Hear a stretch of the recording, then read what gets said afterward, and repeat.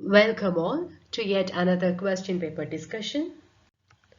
This time we'll be looking at selected questions of Kerala State Eligibility Test in English, which was conducted in February 2020. And this will be part 1 of that series. Without further ado, let's move to the first question. Who had 5 husbands at the church door apart from other company in youth? Tess Derbyfield, Madame Eglantine, Alison of Bath, Dame Julian. Anyone who has come across this character wouldn't be forgetting who the character is if you come across this line. 5 husbands at the church door. Yes, it is Alison of Bath. And the character is from, the Canterbury Tales. We can talk about the Canterbury Tales in detail later. Now let's focus on Alison of Bath, or she is better called the wife of Bath. Earlier in one of the discussions we have come across the text Murder in the Cathedral, and that text talks about the murder of Saint Thomas Becket. And now in Canterbury Tales we are seeing 30 pilgrims, including Chaucer and the host. These 30 pilgrims are traveling to the shrine of Saint Thomas Becket. And wife of Bath, or Alison, she is one among the pilgrims. This line, this particular line which is mentioned here, is taken from the prologue of Wife of Bath. We can see the prologue here. We can have a look at the prologue. Experience, though no written authority, where in this world is good enough for me to speak of the woe that is in marriage. For gentlemen, since I was 12 years of age, thanked be God who is eternally alive, I have had 5 husbands at the church door. If I so often might have been wedded, and all were worthy men in their way. Here you can see the line in the question. So in this prologue she is claiming that she has the experience. And what experience she has? She has married 5 men. And it is mentioned that I have had 5 husbands at the church door. We don't know how many husbands she has other than at the church door. And she goes on narrating about her experiences with these 5 husbands. Here in this image you can see her name is Alison, and she has had 5 husbands.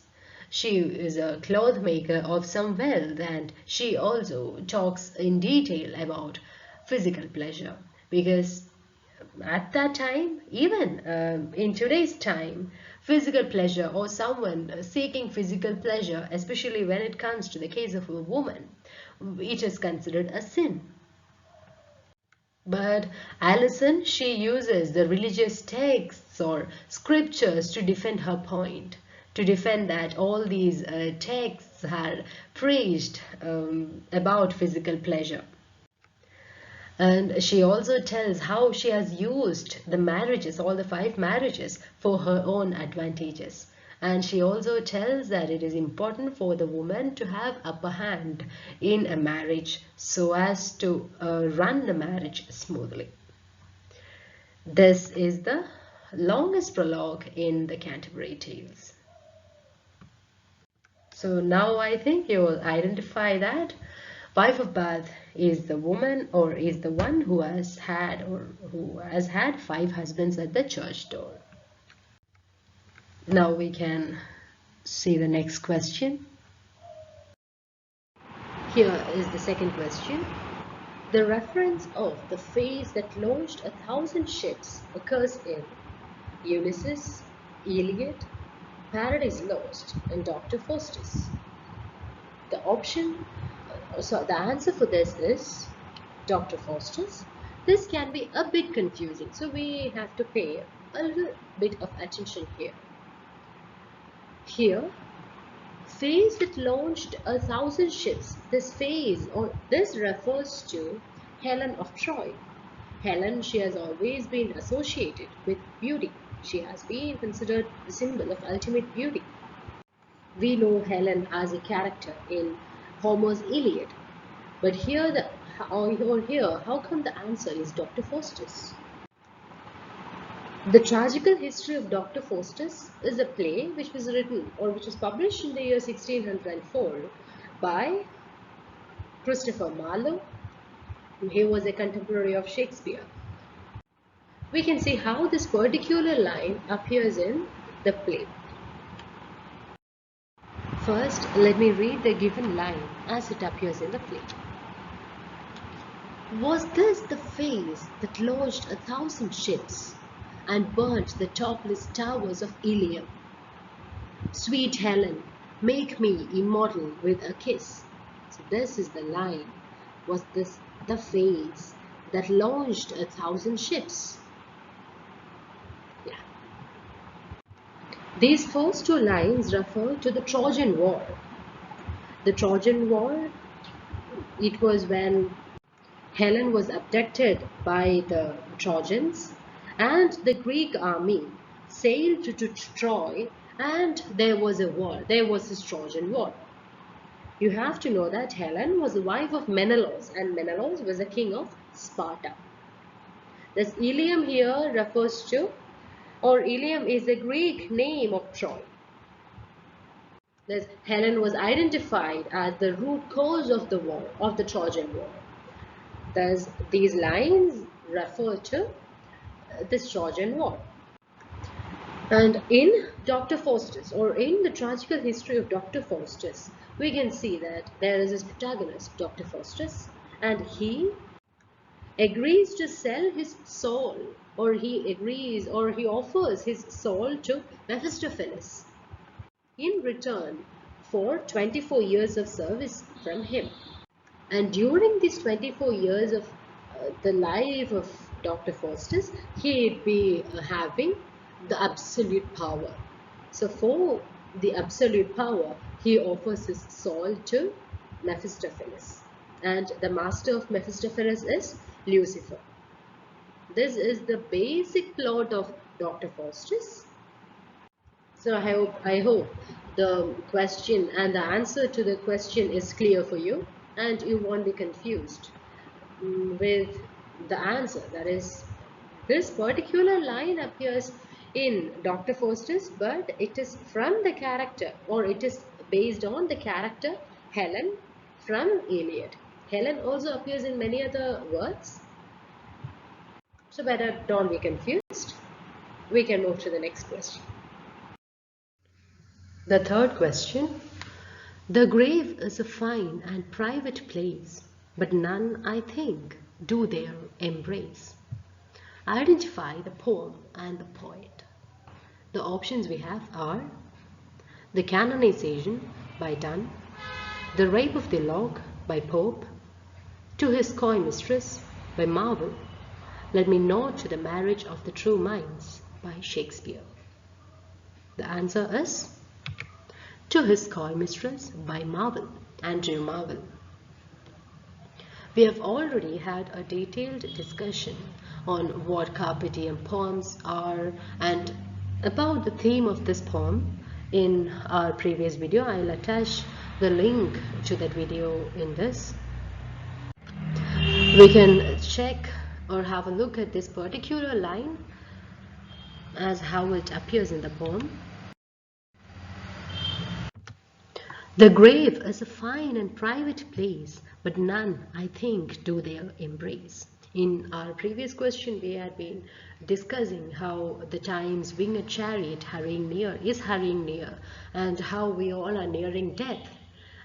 As I had already discussed, in carpe diem poems, we can see the narrator would be emphasizing on how short life is and how we should be making the most out of the time that is available for us.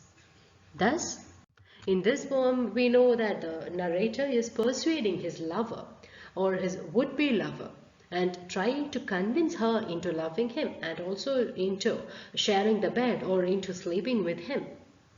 Thus here you can see that thy beauty shall no more be found, a typical idea that we can find in carpe diem poems, that is, beauty is transient, the time, everything is transient. That long preserved virginity, why are you being virgin? Because it also passes by.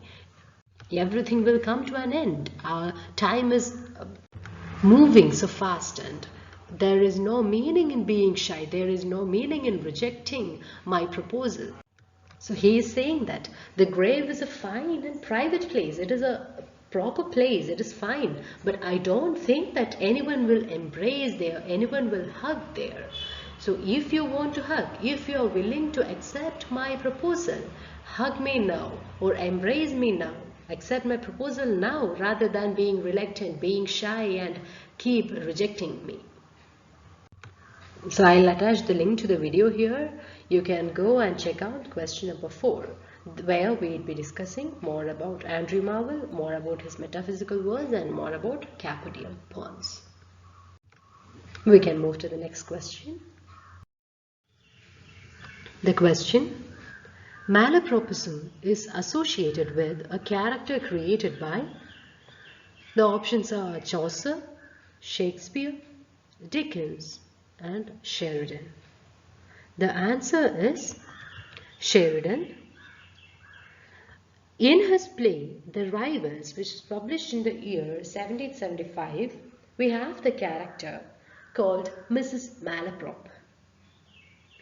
So it is from Richard Brinsley Sheridan's comedy The Rivals, and this term malapropism is associated with Sheridan, or with a character created by Sheridan, and the character, as I have told you, it is Mrs. Malaprop.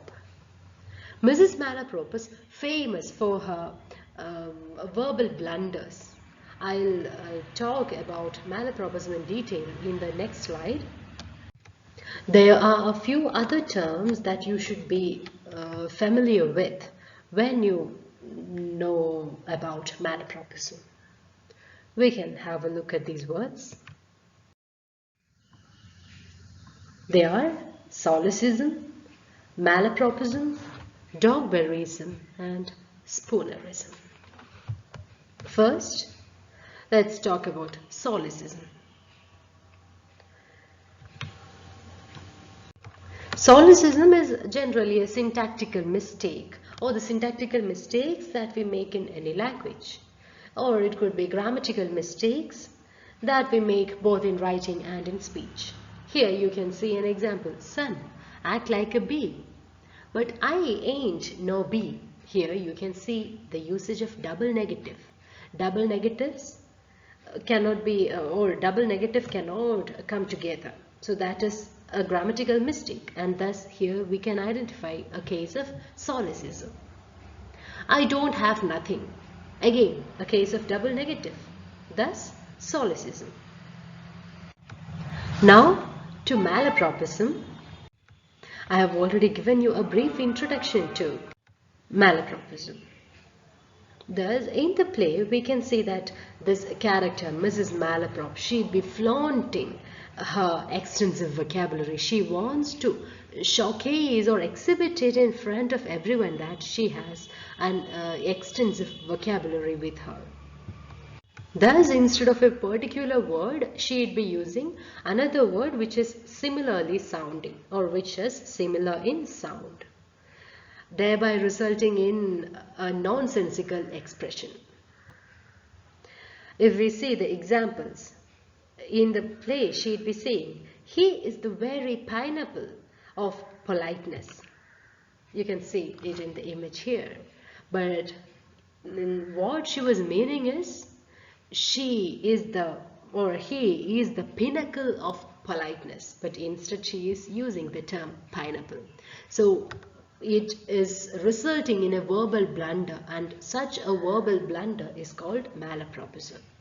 If I have to tell other examples, check another dialogue by her, that is, she is as headstrong as an allegory in the banks of the Nile, but instead of allegory, she should be using alligator. Then she also uses, instead of contiguous countries, she is using contagious countries. Contiguous countries means adjacent countries, countries which are nearby. But instead of that, she is using contagious, infectious. That is again another example of malapropism. Another example, if you have to see, regrets her affluence over her niece. She regrets that her affluence over her niece is very small. But instead of affluence, in fact, it is the influence that she is regretting. She is regretting that she has only negligible influence over her niece. All these are different examples of malapropism. I hope solecism and malapropism are clear for you. Malapropism is a case of solecism because it is again a mistake that we make in syntax, a mistake that we make in grammar. So malapropism is a case of solecism. I'll read from a glossary of literary terms the definition of malapropism. Malapropism is that type of solecism which mistakenly uses a word in place of another that it resembles. The effect is usually comic. So I hope you can now associate malapropism with the character of Mrs. Malaprop, which is created by Richard Brinsley Sheridan in his play The Rivals. Again, coming to another term, that is Dogberryism. Dogberryism is almost the same as malapropism. There is this character in Shakespeare's Much Ado About Nothing, which was published in 1598. There is this character called Dogberry. And he would be making mistakes which are similar to the mistakes which were made by Mrs. Malaprop. One example that I can give is, he'd be saying, I comprehended two auspicious persons. But in fact, there he should be saying this instead, that is, I apprehended two suspicious persons. So instead of apprehended, he was using comprehended. Instead of suspicious, he was using auspicious. Thus, Dogberryism. Finally, coming to another term which I would like to introduce to you, that is Spoonerism. The term Spoonerism, it originated from a British clergyman called William Archibald Spooner. He was quite nervous when he had to address the public, and at the time he'd be making some mistakes, some slip of tongue, and that is called Spoonerism. And the mistakes which are similar to the mistakes that Spooner had made is called Spoonerism. In the case of Spoonerism, what happens is the initial vowel or consonants get switched. We can see with the examples, the breathes, that means the three bears. Instead of that, it is written here, the breathes. It is a case of Spoonerism because the initial vowels or consonants, here it is the consonants, they get switched. Another example, the Lord is a showing leopard. What we are supposed to say is, the Lord is a loving shepherd. But instead of that, Spoonerism is playing its effect and we'd be saying, the Lord is a showing leopard. Instead of bunny rabbit, if we say runny babbit, it is another case of Spoonerism. Now the rest of the examples which are given here, they all are titles of the stories we would have read as children. Beeping Sleuty instead of Sleeping Beauty, again Spoonerism. Was Night, Snow White. The Middle Mermaid, the Little Mermaid. Gransel and Hedel, Hansel and Gretel. All these are examples of Spoonerism. So we have come across 4 new terms. They are solecism, malapropism, Dogberism and Spoonerism. I hope all these four terms are clear for you. Malapropism and Dogberism are almost the same, only that their origins are different, but they are the same. And all these Malapropism, Dogberism and Spoonerism are cases of solecism. Solecism are basically mistakes, grammatical or syntactical mistakes that are made in language. Now we can move to the last question of this video. A woman with literary or intellectual interests used to be referred to as a yellow bane, black widow, blue stocking, white heart. The answer is blue stocking. If you look at the other options, they are not of much literary significance. But if we look at the first option, yellow bane is a kind of a flower which is otherwise called leopard's bane. Then a black widow is there is a movie in that name, and there is a venomous spider, American spider, and this spider, the female spider eats its mate. So this term is also used to refer to a woman who kills her partner, whether that be her husband or a lover. This term is used to refer a woman. And by the term white heart, I couldn't find anything that is properly associated to literature other than a few novels which are named by this term white heart. Now on blue stocking, if we go by the definition of Cambridge Dictionary, a blue stocking is an intelligent and well-educated woman who spends most of her time studying and is therefore not approved of by some men, just like how feminists are now. Their actions and their calls for rights wouldn't be approved by not exactly men, but by the patriarchs, the advocates of patriarchy. And how this term originated was, there was this 18th century group of women who preferred having intellectual conversations rather than doing or performing the activities which are traditionally called women's, or which are assigned to be done by women. Horace Walpole had identified this group as the first public female club ever known. And we also have the famous figures, the philosopher Edmund Burke and the author Dr. Samuel Johnson. Even they were the members of the Blue Stocking Society. This group was later called the Blue Stockings Society. The founders could be identified as Elizabeth Montagu, Elizabeth Vesey, etc. Thus they were an informal group of women. And once a member of that group was wearing a worn out blue stocking, and people started to derogatively call them as blue stocking group.